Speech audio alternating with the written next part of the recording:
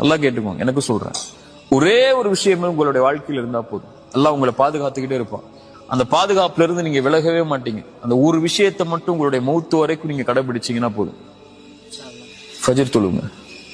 ரசூலுல்லாஹி ஸல்லல்லாஹு அலைஹி வஸல்லம் சொன்னாங்க, யார் ஃபஜ்ரை தொழுவாரோ அவர் அல்லாஹ்வுடைய பாதுகாப்பில் இருப்பவர். அல்லாஹ்வுடைய பாதுகாப்பில் இருப்பவரை எதுவும் தீண்டாது. ரசூலுல்லாஹ்வுடைய வார்த்தை இல்லையா? காலையில எழுந்து அவன் அல்லாஹ்வுக்காக என்ற காலத்தை அந்த குளிருள்ள நேரத்திலையும் வெளிச்சமில்லாத அந்த நேரத்திலையும் நடந்து போய் அல்லாஹ்வுக்காக நிறைவேற்றக்கூடியவருக்கு ரசூலுல்லாஹி ஸல்லல்லாஹு அலைஹி வஸல்லம் சொன்னாங்க, யார் இரவுடைய அந்த இருள்களில் நடந்து கொண்டு பள்ளியை நோக்கி சென்று தொழுகை நிறைவேற்றுவாரோ பின்னூர் இத்தாமி யௌமல் கியாமா, மறுமையில் அவர் வெளிச்சத்தோடு வருவார். அல்லாஹ் அவரை பாதுகாக்கிறான். யார் ஃபஜ்ரை தொழுவாரோ அவரை அன்றைய தினம் முழுவதும் அவர் அல்லாஹ்வுடைய பாதுகாப்பில் இருப்பவர்.